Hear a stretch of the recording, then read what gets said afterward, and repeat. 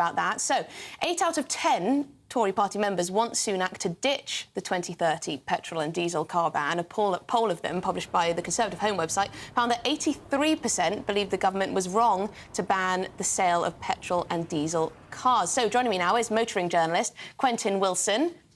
Quentin, thank you very much indeed for joining me. I believe you're in sunny Bordeaux, which is rather nice. So, this ban, do you think this ban, firstly, is it realistic? I know that some other European countries have decided to backtrack a bit on that date, haven't they? Well, Emily, look, you can drive a petrol car, own a petrol car until 2035. So that's 12 years. It'll be a hybrid, but you can drive that car without ever having to charge it. So feeling that it's all going to stop after 2030 is wrong. And you can carry on buying a second-hand diesel or petrol car and driving it till you drop dead. So the hysteria surrounding it is a little bit extreme. The Telegraph survey, which is a Conservative Home, as you say, that was only 695 respondents. Now, I spoke to a leasing company yesterday, Tusker, and they've got 29,000 cars on lease.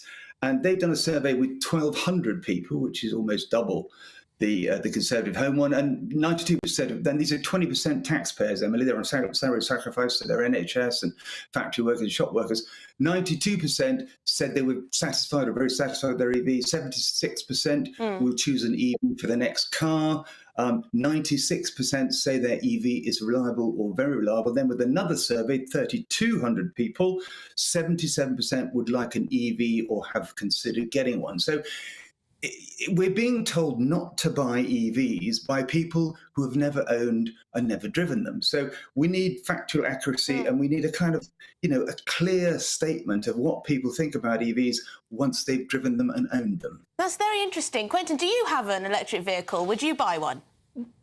I've got one, yeah, absolutely. I've got two. And I've driven to France in one and it's sitting outside and 3 and a bit stops to charge, and it was fine, 760 miles. So your viewers need to understand you can do long distance in them.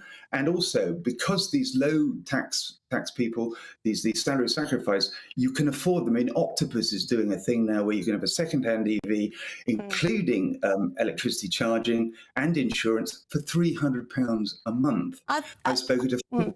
Quentin, I think a lot of people are worried about whether the infrastructure is in place to allow for so many people to switch to electric vehicles.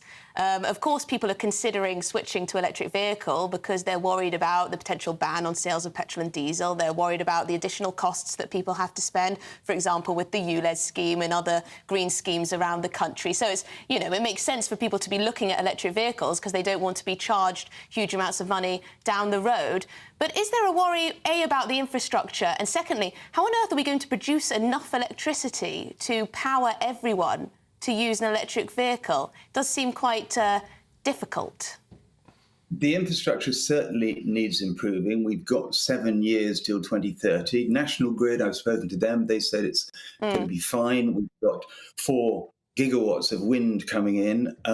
And also, you've got to remember, Emily, that 80% of electric car drivers charge at home at night on low tariff renewable energy, which is about sort of 6p a mile. That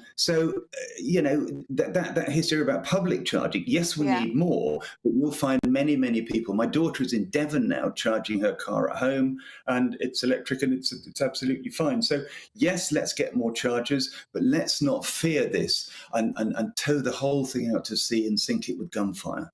Well, there you go. You may have turned some electric vehicle sceptics with this interview. Thank you very much indeed, Quentin Willson there, a motoring journalist and a fabulous one at that. So, my panel.